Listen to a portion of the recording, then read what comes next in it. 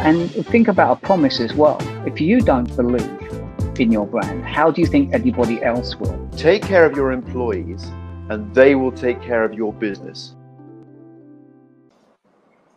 Okay, we are live.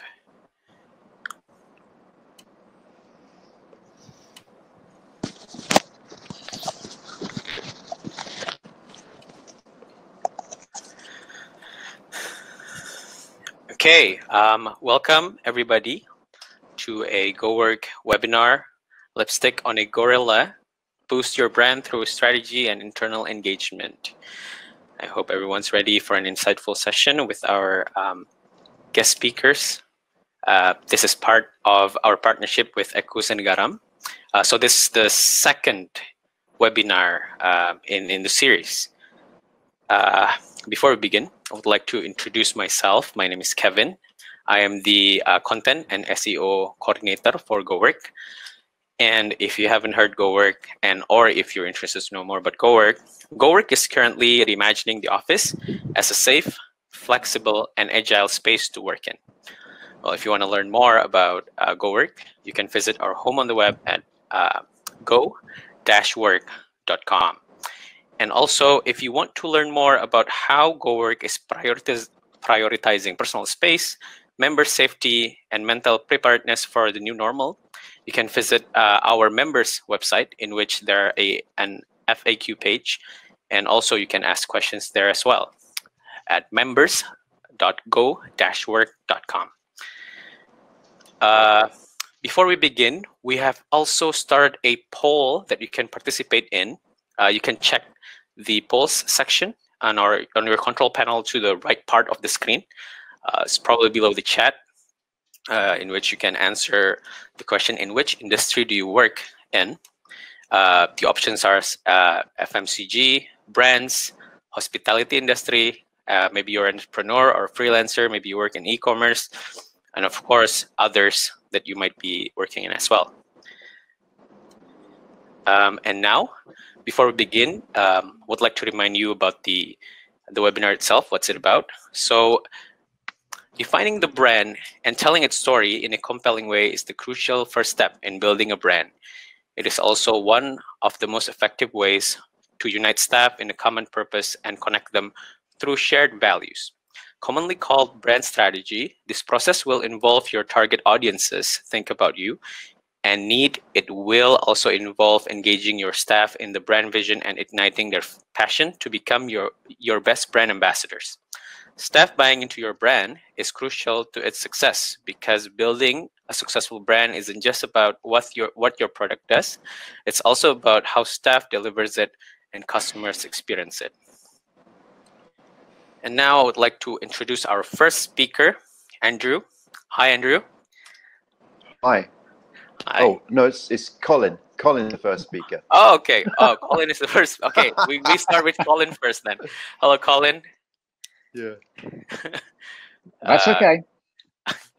Yeah, I'm going to read from the excerpt from the presentation.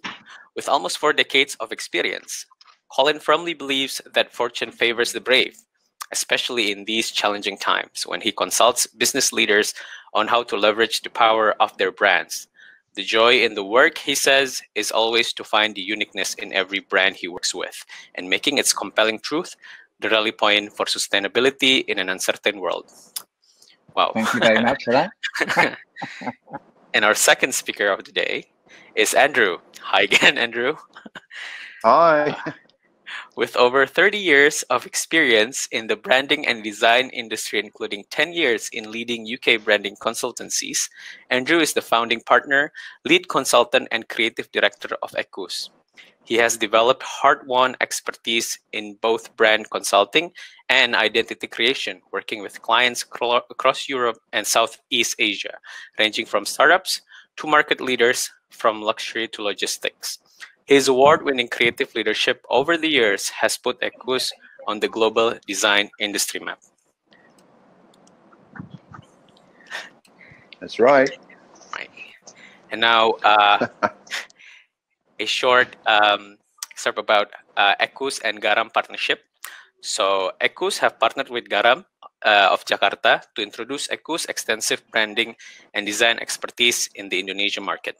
This partnership represents a synergistic union bringing together the international level branding services, creative skills, and brand reputation of Equus with the local insights, design skills, and production capabilities of Garam, including event management.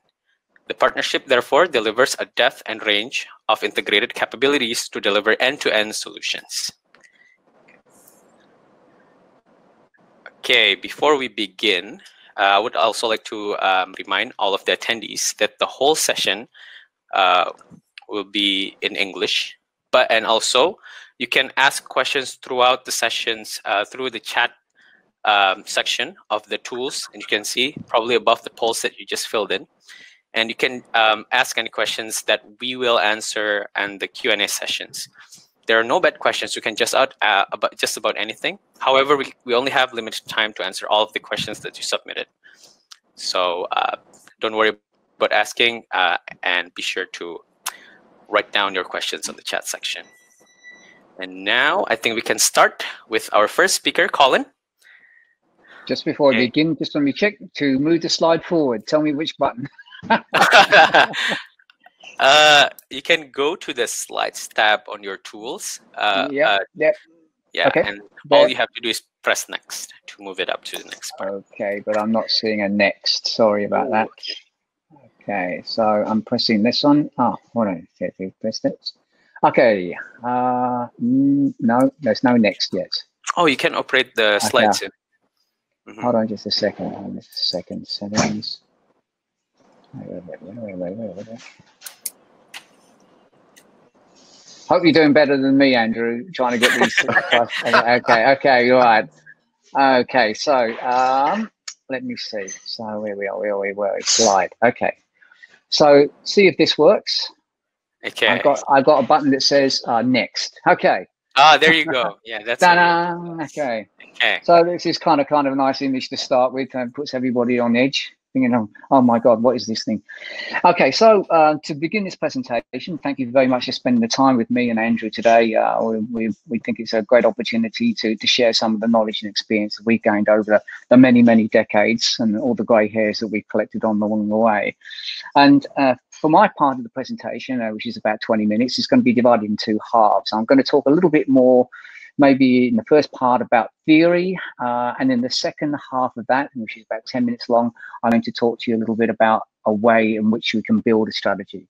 And I think in general, when you think about most presentations, it's usually that the presenter, it's usually about what the presenter believes, and that would be me, is going to tell you something that will be of importance to you, that you probably don't know.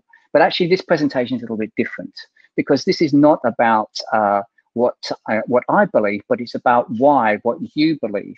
Whether you're a strategist, whether you're a marketeer, whether you're an employee, or whether you're a brand leader, it's what you believe that's important. And what you believe, for me, means that you have a future and your brand will survive all the things that are going to happen to it. So before I start talking about what you believe, let me talk a little bit more about what I believe. Lots of beliefs in this one. And I believe that strategy plays a significant role in how you then deliver this over time, and both internally and externally. So my focus is going to be about the way, the process of which that happens. So let me see if we can do the next slide. Okay, so some of you, I believe, are already in this industry, and so my apologies. I don't really want to tell you how to suck eggs, but please bear with me through the points that maybe you've heard before, and there's still some gems there for you to learn in terms of other things that are coming along. Now, if you think about strategy, strategy, what is it? The textbook definition is it's the management's long-term plan for the protection and exploitation of intangible assets for commercial gain, which is a very kind of light, long-winded thing and probably goes over the top of most people's heads. But to me, actually, it's about your reputation. It's about the way in which we behave. And that, to me, is what this talk is all going to be about. Now, in terms of, when you think about behavior and you think about reputation, they're kind of very touchy-feely things. They're very intangible. And intangibility itself is kind of at the heart of what it is that we're about doing. It's something you can't punch into a calculator. And where does it reside? It resides in the sloppy wet stuff between your ears, and not just between our ears, but within the ears of your customers, your employees, and everybody else that you interface with. So also in this space, what you find is, and you talk about competition, we tend to compete in this space against sex, donuts, and sweet, sweet beer. It's for attention. And that's not an easy place to be when you think about all the things that the conscious thoughts that you have to compete against, not let alone the subconscious. So let's try a little bit of an experiment. If you look at this list here, imagine that you're about to go and buy a car. Now, when you buy a car, there's lots of ways in which you can look at that purchase. You can think about the price, the engine size, the torque, the power, the transmission type, the weight, the maximum speed, the acceleration, and the fuel economy, which are all really important factors. But what happens when I do this? Something else happens. Now, this is the intangibility. This is this stuff that resides in your mind that sometimes you're not even aware of. These signals, these starting points trigger an emotional reaction. You know, maybe, you know, you're a BMW man, you know, the ultimate driving machine, you know, that kind of does it for you. And of course, when you see that signal, it triggers all those things for you. But also what's another important thing is when you think about brand and moving forward is that, you know, it's kind of like where we used to think about, and again, I'm talking about in Singapore, we used to think about the twin engines of growth here were about manufacturing and manufacturing. Now, you know, it's about its products and services, but even more so, you know, what really sorts out the men from the boys is experiences. In the digital age, consumers seek experiences, and the brand must be all about the experience. So what is that experience? How do you determine what that experience is, and how are you going to deliver on that experience? Think about, say, for instance, all the different touch points that you have in a brand. You know, everything from your advertising through to your point of purchase, your visual merchandising, your websites, your staff, the way they are trained to do things, maybe even the complaints, or when something goes wrong, how do you rectify? These things make a lot of difference to the way in which people see you. It's very difficult because there's so many touch points, it's so many variables, and so many opportunities to screw up. So, you know, for a start, do your production people talk to your consumer-facing people? Do your digital people talk to your retail people? Do your security people talk to your advertising people? We actually need a dialogue about these things, about these intangible assets, about the intangible value that everybody can understand, relate to, leverage, and ultimately believe in. So why is it that we need this strategy then? They say that, you know, when you build something like this, it connects like a bridge. It brings together the rational and the emotional. It brings the tangible and the intangible. And what it does, it nurtures that through creating a story. You need to have a strong narrative. And having a strong narrative means that when things change, and they will, that you're able to anticipate those and you can be ahead of it. So again, when I'm thinking about a strategy, 4 key things that I think about and I have to consider is that what is it that we believe in? What are the beliefs? What are the markets? What are the access that people have to us? And what are the attitudes that are all changing all the time? And in the next next few slides, I'm going to talk to each one of those. And with those, then we are able then to anticipate and be able to evolve with the marketplace.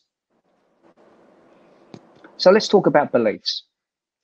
Remember, I said at the beginning of this that it's about what you believe in, and that it's not just at a personal level, but also at an organizational level. People simply do not keep the promises that they don't believe in themselves. Now, it's imagine you're in a church and someone is saying their vows, you know, and you don't believe that your wife-to-be would keep the vows. There's a marriage already doomed to failure. So what we believe in is very important. And on a recent survey, 87% of executives believe that companies perform better over time if their purpose goes beyond profit.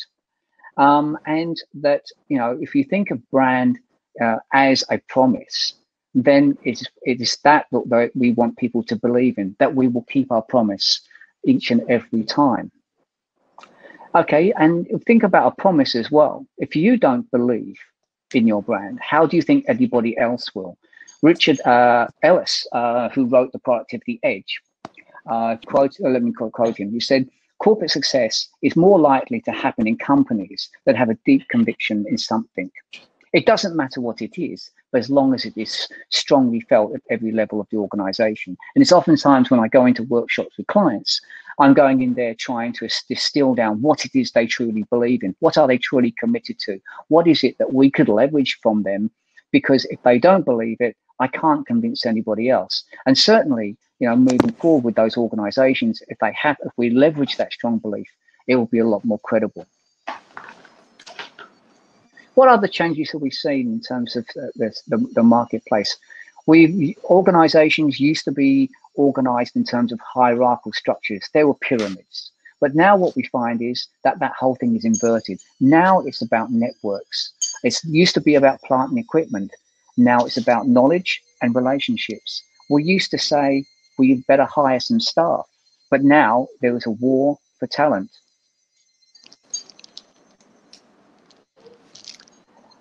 And, you know, the speed to market has changed so much. It's accelerated for us. I mean, you know, back in the 90s, and I was around in the 90s, we simply used to say ready, aim, and fire. In 2000s, we said ready, fire, and then somehow aim. Today, it's fire, fire, fire. And that makes the difference because we don't have time to think. If we don't have a strong plan, we don't have a strong belief, how can we make everybody come along with that? So one of the things that I've noticed about, you know, talking to target audiences, and, you know, as a brand consultant, we try to, you know, think about our customer. And a client will tell you that, you know, this is the demographic I'm after. Unfortunately, you know, because we don't all fit into that box so neatly, you know, we tend to oscillate between different things. One day we could be H&M, next we could be Burberry, you know, it could be flip-flops, and then we could wear a suit. You know, we could be into Ed Sheeran, and then maybe NWA. Maybe our favorite movie is Brokeback Mountain, or maybe it's Back to the Future. It's all of these things at the same time. And one of the things that I learned from this little lesson was that in terms of unpredictability, you know, how fast trends change. I was working on a skincare range, and this is aimed specifically at teenagers. I asked them a simple question. So, what magazines do you read? The answer was, we don't, none. Or we get all our information about our beauty brands and our beauty treatments from YouTube. So how they respond and how your target audiences respond, you can't take it upon yourself or look at it through your eyes. Say, remember, I said it's about what you believe, and what you believe has to be tied into that. So in terms of access to markets, about information, about things that people can learn about us, I mean, it's almost inconceivable to imagine a time before technology. Well, Andrew and I can probably remember that very well, right? But you think, 16 years since the launch of Facebook and 14 years since Twitter went live. In practical terms, the immediacy and ubiquity of information simply means that you cannot hide anything anywhere. And interesting, this little picture here is from a website called ethicalconsumer.org, and they are calling for a ban on Air France because they transform primates who are used in laboratory experiments. Now, PwC recently did a survey on behalf of the World Economic Forum and amongst some 1,200 CEOs from 33 countries, and even as the highest figure as about 40% acknowledged the extent at which chat rooms unofficial websites and virtual boycotts can really impact their bottom line and damage their brand. So the importance here is don't tell lies, right? Also, in terms of the way in which we treat our employees, they are either ambassadors or they can be people who actually can hurt our brand. During COVID, for instance, there was a surge in terms of the overwhelming demand on our friends from Amazon, up about 1,000%. And because the management wanted to meet the demands of their customers, they forced their workers to work shoulder to shoulder without any consideration of infection. They refused to stop work to be able to sanitize the place. So it had a very negative impression on the way that their people saw how their company was either looking after them or not. In fact, if you look at that website I mentioned to you, there's a couple of really interesting stories, one about Federal Express, one about Cadbury's, and another interesting one I thought was Caterpillar. Caterpillar have been selling their equipment to the Israelis. So why would that cause an idea of banning them? And that was because the equipment was being used to destroy homes in Palestine. And they saw that as using Caterpillar as a weapon of war. So I'm sure you've seen this on Netflix. So I thought it was an interesting one to put in here. Dirty Money's the show. And it's a very interesting story when you see these people speak face to face to the cameras. And learning all about Jay Ho was quite an eye opener. But the fact is, again, everything is open, everything is exposed. There's nowhere to hide. And, when you're thinking about your brand, make sure that when you make a promise, when you tell a story, when you start to build it, you build it from a truth that cannot be questioned. So attitudes are changing as well. And these are attitudes that Andrew, I'm sure, will talk a lot more about in a minute. But for me, I just wanted to touch on a few things here. For me, when I'm looking at strategy, I'm very much considering the importance of the employees and how customers are. They're very, very savvy. They can certainly identify something that's a bolt-on or whether it's a straight-up marketing ploy. Somebody like Starbucks recently kind of identified a trend that meant that 1% loss of their baristas translated to $100,000 in terms of their bottom line. So they didn't want to lose people.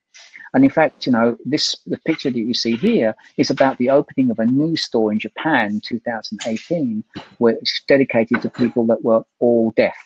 So, bringing people back into the marketplace that may be seen as handicapped was also for them was a great opportunity to build a loyal staff that will be with them for a long time.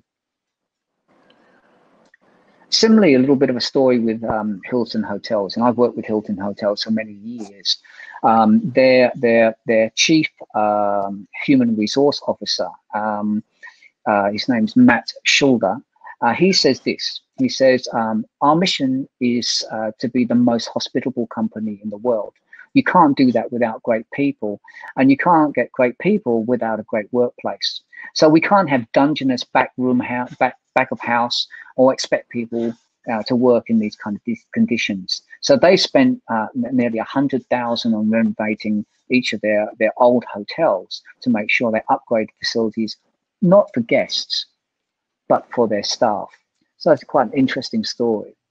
So here, as I said, there was four kind of things that I want you to think about when you think about the inputs to strategy.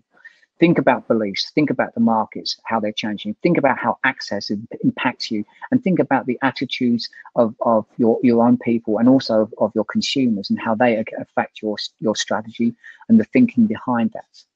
Now, what I'm going to talk about next is a little bit about like a quick how-to. And again, this is how I do it. I mean, everybody has a different way of doing it, but this is the methodology that I've been using for around about 20 years. So building a strategy for me is something that I do very consensually. I believe that building it's what you take away or what your clients take away with them. Long after we're gone, they got to keep this going. And I say it's about what they believe is really important, drilling it into them that their beliefs are going to be part of that whole brand story. So I've developed something I call the 5 Ps. It's very simple. 5 Ps, which are purpose, positioning, personality, promise, and platform. So what is a purpose? A purpose really is saying, well, what are you purposely built for? What is your whole role? Why should you exist? And then ask the question, if that's what you do, then who are you for? Understanding your target audience may not necessarily be a demographic. As I said, maybe it's a much more of a psychographic in the kind of things that you are looking for. Positioning. Okay, you're never alone. There's a lot of people out there that all want to say and gain the same market share as you. They all have their own ways of doing this. And if you haven't understood them very carefully, if you haven't looked at their visual, their visual and verbal language, you haven't understood how they position themselves, how can you go out and position yourself? So what are your USPs that come out of this? Have you got an insight about the marketplace? These are all elements that help you position yourself properly. Then who are you? You know, this is not just a picking words like values. Oh yeah, we're innovative. Oh yeah, we're teamwork, we're integrity. Those kind of things are, everybody has the same things. Find things that are unique about you, things that really stand for what you are. So for me, it would be gutsy, curious, and grounded. And those are 3 key aspects for me, and that's what I build into my team. So what is it that's right for you, and what's right for your brand? And have you got the reasons to support that? You know, if you say that you're the biggest, the best, then maybe you need to support that some way. Don't make some claim that you can't support. So what is a promise? A promise is a promise of future value. Remember, it ties very closely into what you believe. There is a story connected to that. I call it a discriminator, but it in fact is a grand story. It is your narrative and a compelling truth. Okay, what's compelling and what is true? Compelling means it's exciting. People think, wow, I can't wait to get one of those. But true, because it means that you will deliver on what you have promised every single time without reservation. Platform. Okay, so this is what a lot of people think brand is. They think it's a name, an identity, packaging, a website, it's communications, it's ads, it's all that stuff. Yes, it is. But that only comes after you have really built the 4 stages before that. If you don't have a strong purpose, position, personality, and promise, it's very, very difficult to differentiate yourself based on just your platform alone. Okay, so this is a little bit of a case study I want to go through and explain to you, kind of things that we do at Equus. We're using this one called Museum Machan as an example, and I'll move through this very quickly. To start with, what is their challenge? They want to educate Indonesians and promote an understanding as well as an appreciation for art, bringing Indonesian art to the world and the world's art to Indonesia. Very simple, right? How are they going to do that? Well, what's that mean for the brand? To communicate how we contribute to the healthy growth of the art landscape and infrastructure in Indonesia, need to bring a kind of accessibility and inspiration about art and culture. And that's what the brand is about. So this is kind of like the basic pillars of what a brand should be. We start with a purpose. And in this case, it was kind of stated that they're the modern and contemporary art. And again, when you look at the way in which this is structured, you can see how all of the elements tie into that. What is their vision for the future? How are they going to do that? And where are they located? So Nusantara, which means literally, and forgive me for this, for Javanese, it means archipelago, was the old name, but tying that all together, it gave us a very clear description of that business. So who are we for? Now, when you think about a brand, it's going to be for many target audiences. It's never just for a customer. It can be also for people who are involved in art acquisition. It can be our partners, in fact. It can be the people that build the museum. It can be the people that design the exhibits. It can be the Indonesian community. It can be the art media. It can even be the government regulators that let us do what it is that we do. And more importantly, it could even be our employees, who are really also our brand ambassadors. But, in this case, we say, so let's prioritize. Who do we talk to first? Who is the most important audience to engage in some order of preference? So in this case, we settled on the Indonesian community in general, artists, local and international, and also the media. Positioning.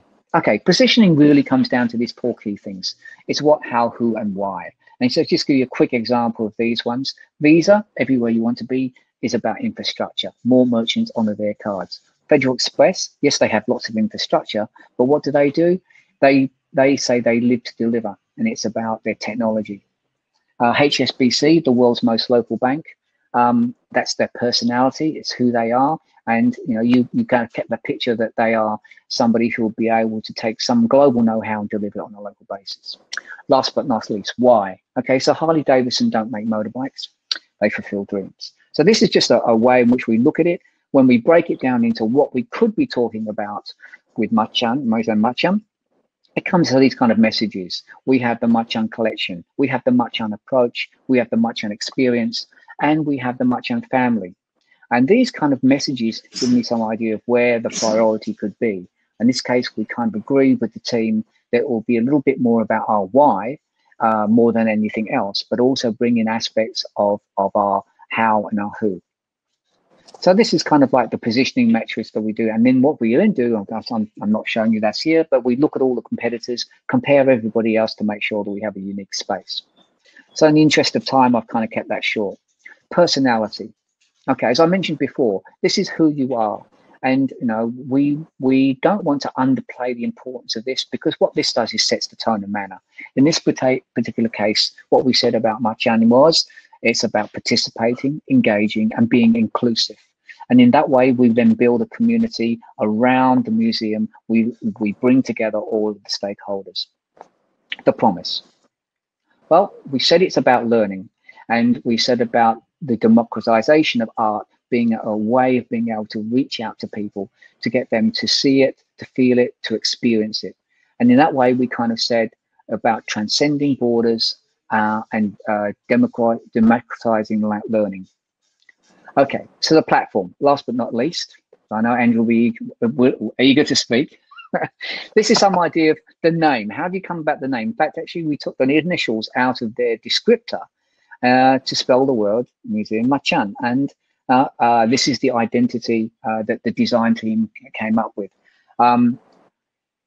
It's a very flexible identity, and one that really reflects those kind of inclusiveness, the brand attributes that we just talked to. And again, I'll flash through quickly through. About a conversation. It's about a conversation, Colin. It's about the conversation, exactly. Thank you very much. The M and N, the two M's being combined. Yeah. Don't forget that, Colin.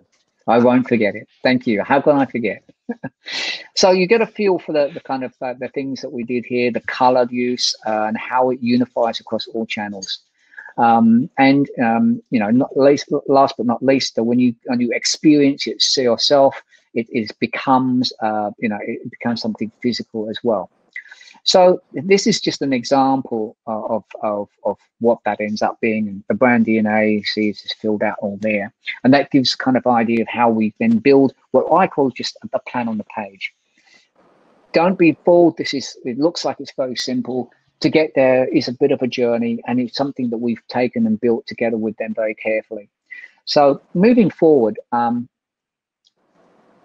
what are the implications kind of for internalizing that brand? And remember, I said to you, it's about what you believe. And again, if you don't believe it, nobody else is going to. With that, I'd like to hand over to Andrew. Andrew? Hooray! Finally. So I'm doing the next talk, which is on inspiring your people to live the brand, which is another way of internalizing the brand. And basically, another way of saying that is the next slide, Kevin. And just to sort of make you aware that there's a little bit of time lag between me speaking and the slides coming up. So please bear with me over that. But basically, this is about how staff buying into your brand is crucial to its success. Now, as Colin has just said, branding a business or a product effectively isn't about putting lipstick on a gorilla or sticking a pretty logo on a company to make it look better. It's about something that expresses the brand's real DNA. That doesn't sound like rocket science, but there are so many moving parts to this process that there's so many things that could go wrong. People tend to hope that the lipstick on the gorilla really is the answer and ignore some of the basics about how branding works. And the result of that is that the brand fails. And one of the biggest basics is so fundamental, you'd think companies would have got it long ago. And that's to make sure that your staff both believe in and live out your brand on a daily basis. If that doesn't happen, then the whole house tumbles.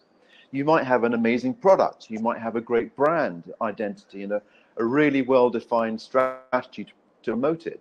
But unless your employees understand it, buy into it, and deliver a great customer experience, all your fine-sounding strategies will just fall apart.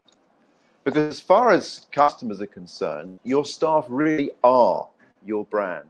How they live it out in their daily interactions with your customers is going to make the difference between success and failure.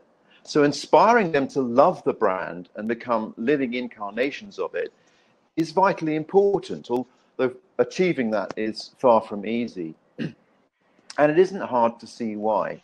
We've all been there, done that, and we've hated the experience. For example, microwaving our brains with our phones while we wait endlessly for our banking query to be answered from a call center the other side of the world, probably in India or the Philippines, or waiting for hours by the roadside for our car to be towed after being told to wait just 30 minutes, or complaining about a banking product and being given feeble excuses about it, and not properly dealt with, and then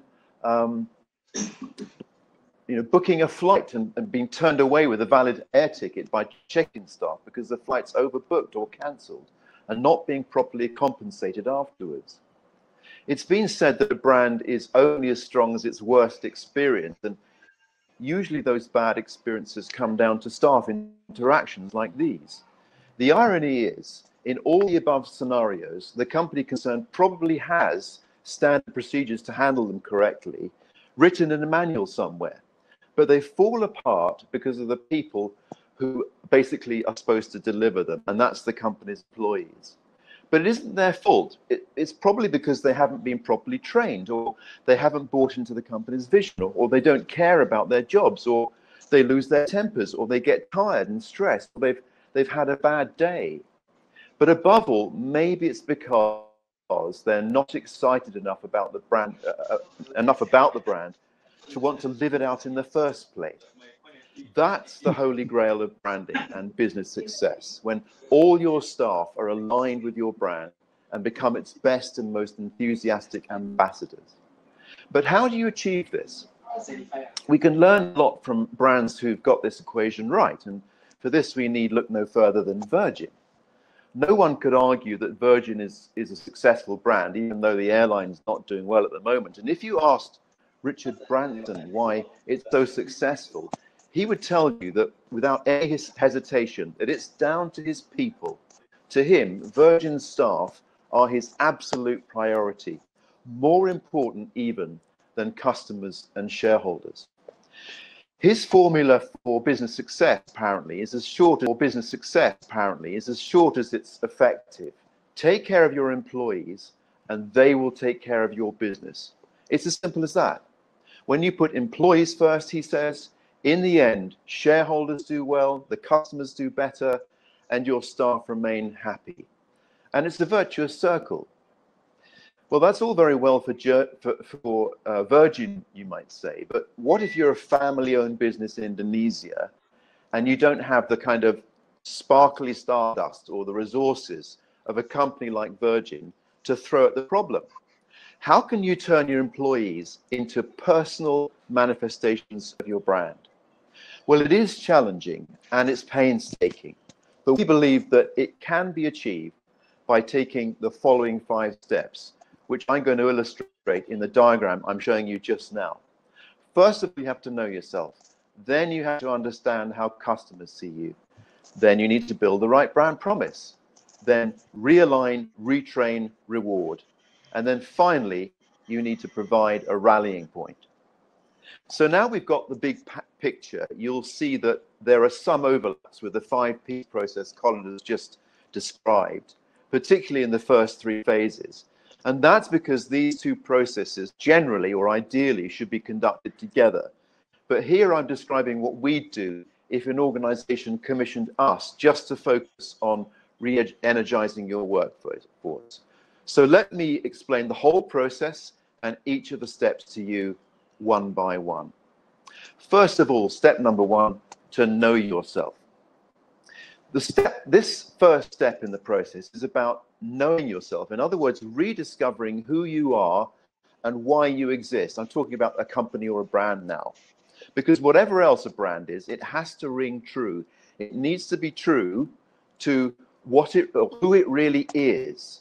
So the first stage in this journey is to take a look in the mirror and make a frank assessment of your brand, both strengths and weaknesses.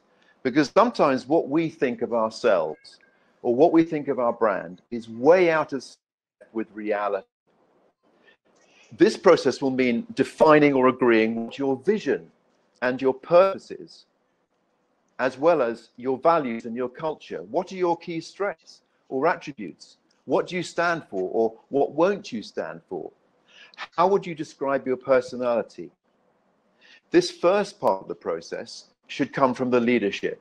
They need to create a unifying vision and clearly express their goals and values. But the leadership also need to walk the talk. If the behavior of the leadership isn't consistent with the company's vision and values, then how can the staff be expected to embody it either? So living out the brand needs to start with the leadership. But it also needs to come from the ground up. Knowing yourself is also about understanding what your employees think of your brand and finding out what their aspirations are to see how these align with yours. Because delivering the right brand experience depends increasingly on a company's ability to harness the aspirations and ideas of its employees. It's also about uncovering what their unique strengths and attributes are. You know, if one of the key manifestations of your brand is your people, then you need to know what they bring to the party and how that makes your brand special. Their insights and their initiatives are integral to the brand proposition itself, and not only to engage them in becoming your best brand ambassadors. All of which prepares us for the next step, step number 2, understanding how your customers see you. Now, step number 2 is about understanding not only how your customers experience your brand, but also what they think of you and why they choose you over your competitors. What are they looking for that you claim to supply? And how do you meet or fail to meet their needs? You'll almost certainly be surprised, as their view of your strengths and weaknesses and what they value most about you may be completely different from yours. But the aim of this stage is to find out what resonates with your customers and what doesn't, and build a marketplace proposition around what you can genuinely deliver and they want from you.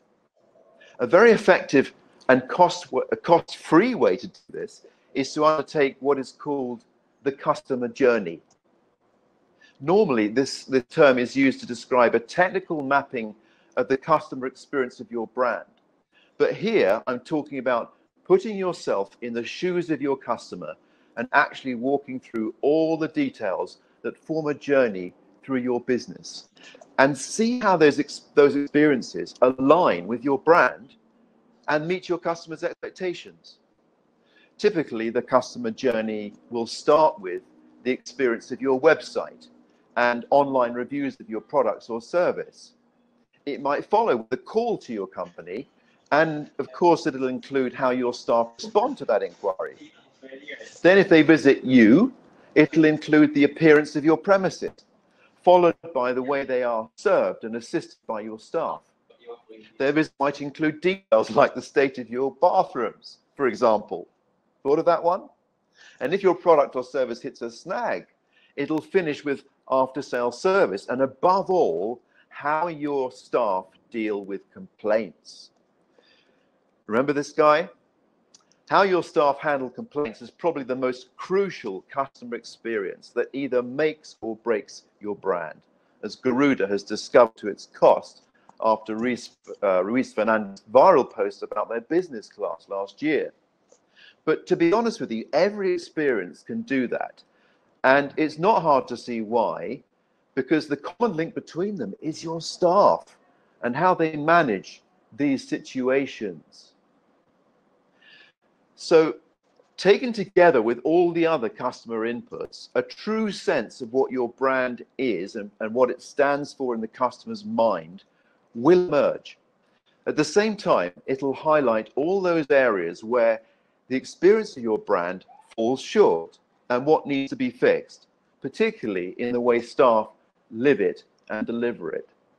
Which brings me to step number 3, which is about building the right brand promise, what Colin was just talking about. So once you've decided what your vision and values are and agreed on your core focus, and then you've factored in your business capabilities as well as your staff strengths and your customers' preferences, then you need to develop a brand promise that truly aligns all of the above into one authentic brand promise.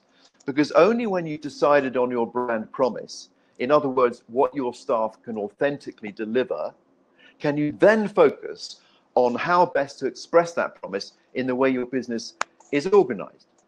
At Equus, we call the brand promise your compelling truth, because it must be both compelling, as Colin said, to your customers, but equally it must also be something that is true to your brand story and true to what your staff team can actually deliver day in, day out for every customer, whatever the weather, without reservation. Otherwise, it's no promise at all.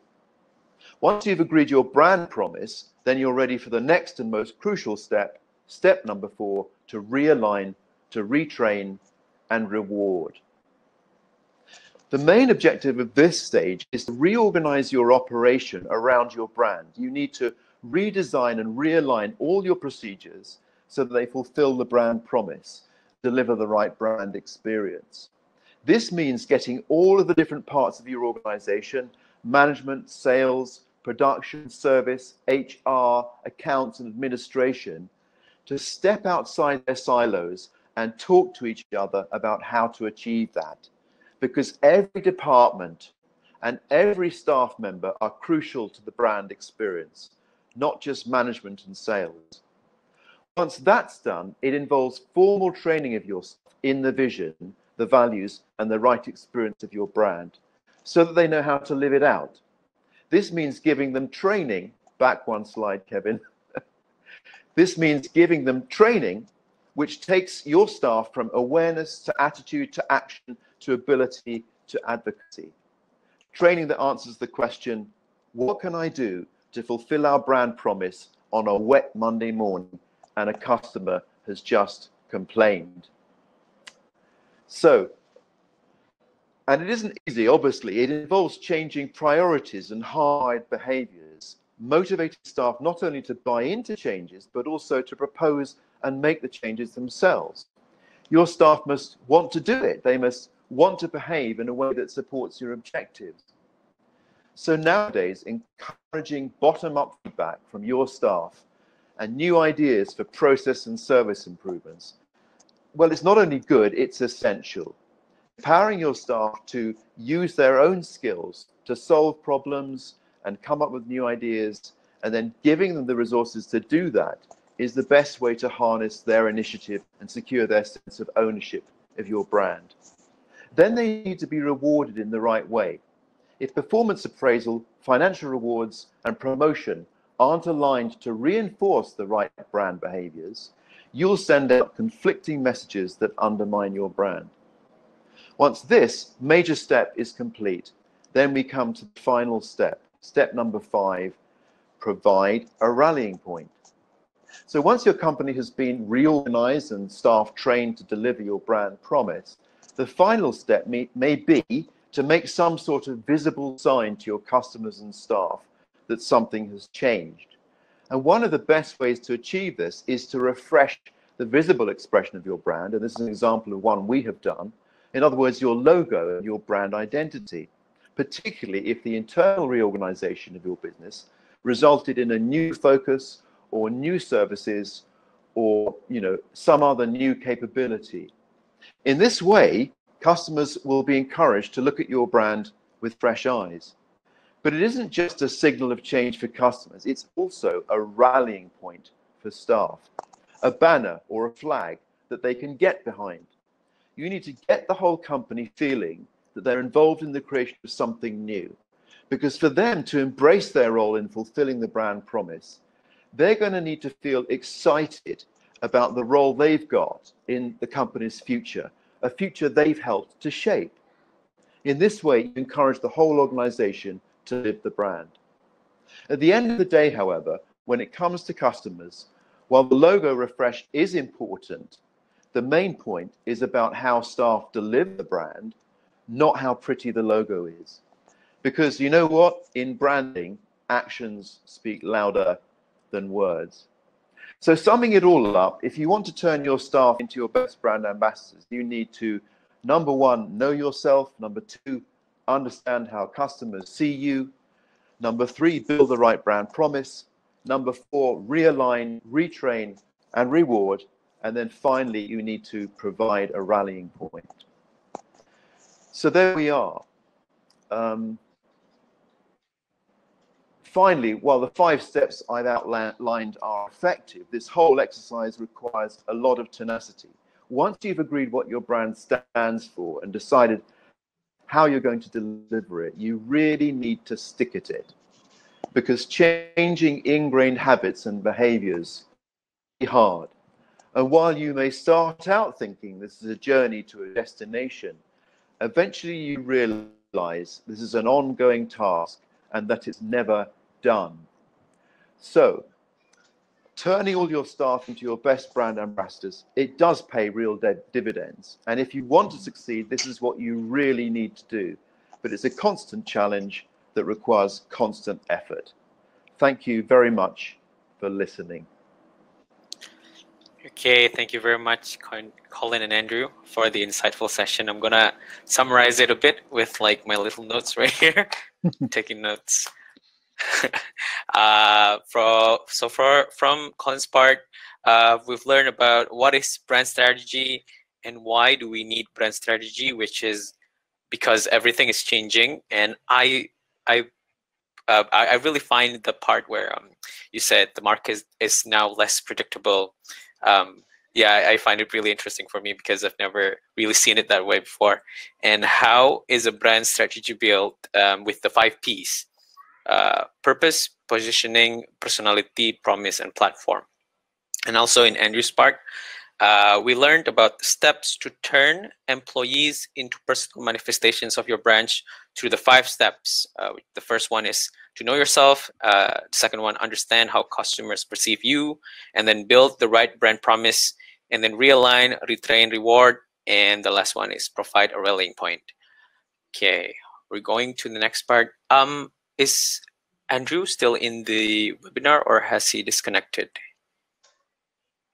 I'm not sure. Yeah, but you can hear me clearly, right? Yes, I can hear you, Colin. Okay, let me see if I can text him, find out where he is. Okay. Okay, I saw the message that says that he has left the room. Hope he's okay.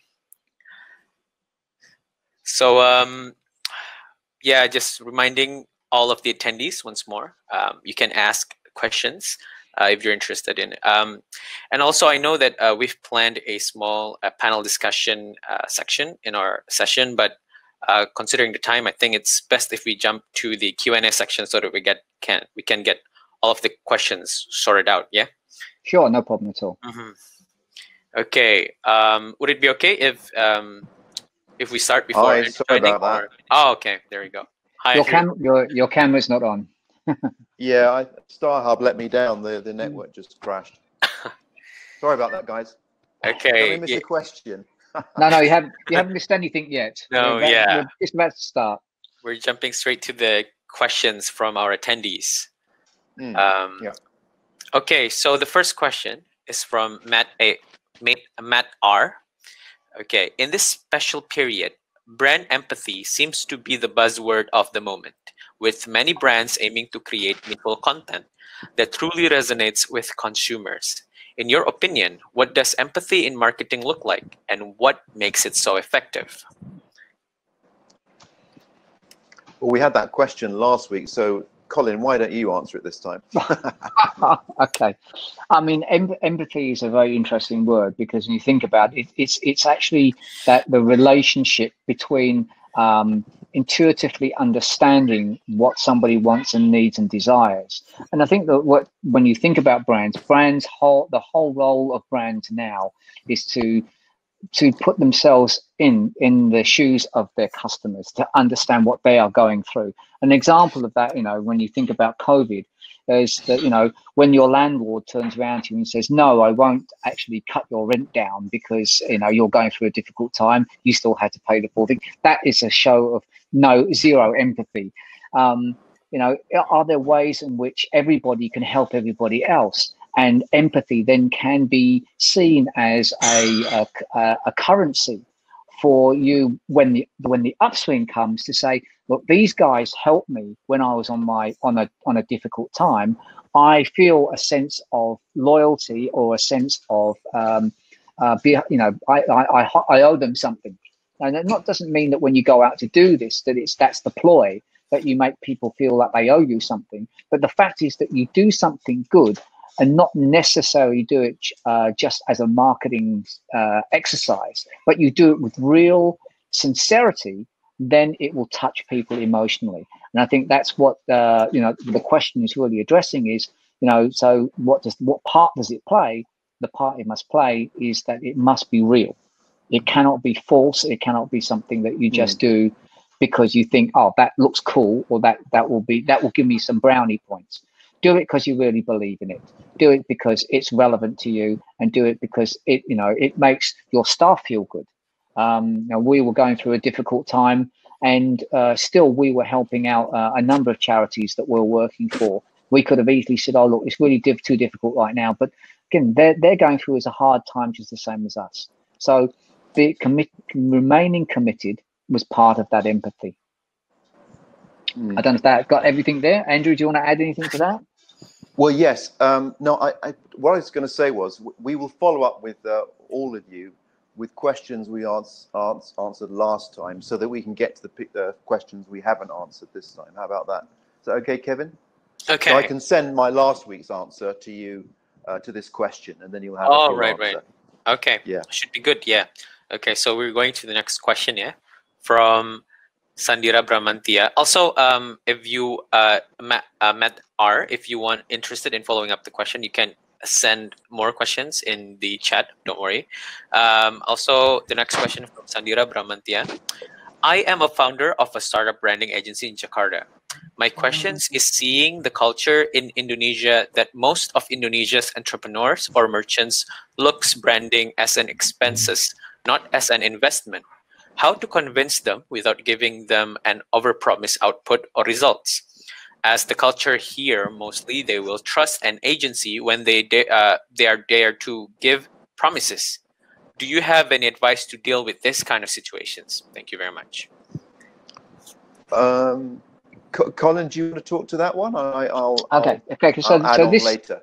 Okay, so this is something that we get all the time, and it's not just Indonesians or Indonesian brands or Indonesian brand owners. This is the truth across Asia, that there is in general sense a lack of understanding or appreciation of intangible assets. I mean, that's I often get people say to me, so if I do this, what will be my increase in sales? Can you give me a tangible answer to the question that if I do this, adopt this strategy, that some magic will happen and I'll grow by X%?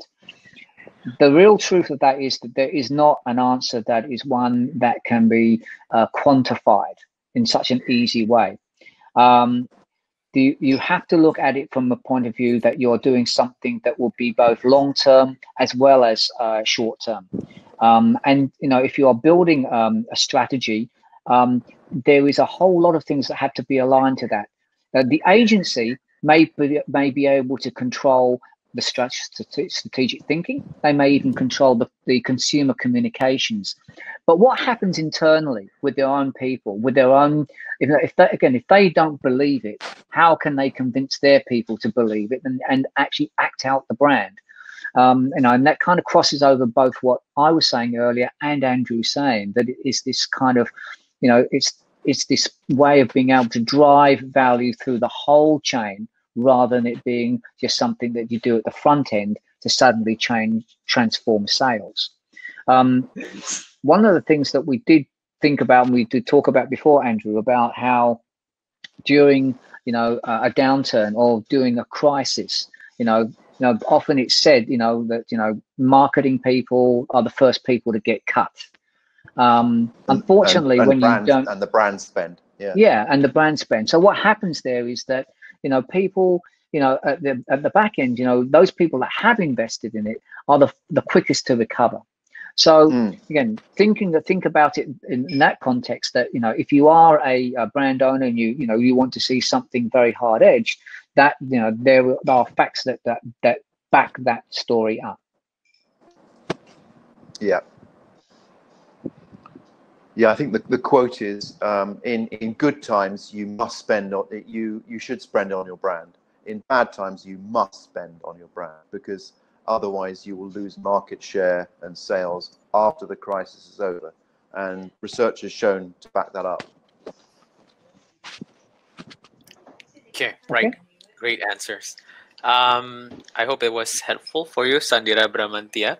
And since I don't see any more questions, there are lots of comments about our session. However, I think it's best before we end the session. I have okay. I think I have a question. Actually, this is from me and Livia. Before something that we wanted to ask, because we had gripes with it. We wanted to know, how could we create a trustworthy brand for the internal management, like in a way to gain trust from our employees, so they'd also represent the brand well to prospect customers?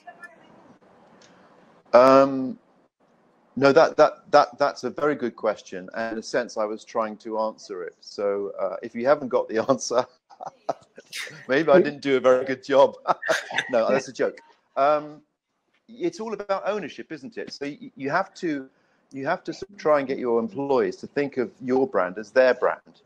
And you know what? I mean, that's my mantra in my career. But before I was a brand owner, I used to act like a brand owner, because then you tend to make better decisions and be trusted by their management. So I'm turning it round now. But the thing is, management have to give staff permission for, number one, honest feedback, and number two, to show that they're sincere about it by acting on that feedback when it makes sense to do so. You've got to be humble about yourself and your company and your brand, and say, what do you think about it, guys? I mean, do you think we're doing the right thing, the wrong thing? What do you think we could change? Because very often your staff are much closer to customers, and they're on the ground, and they know what you're doing wrong, you see. So unfortunately, management tend to keep their cards close to their chest, especially in Asia, and not share what's going on. They don't share their brand secrets, shall we say, and they don't share their problems, with the result that staff feel demotivated and not really engaged. So in a sense, management have to be more honest about their strategy, what's going on, what they're facing, and really listen to staff, and the good ideas really put them into practice. Then the staff get the message that, wow, I can really help to shape this company for the better.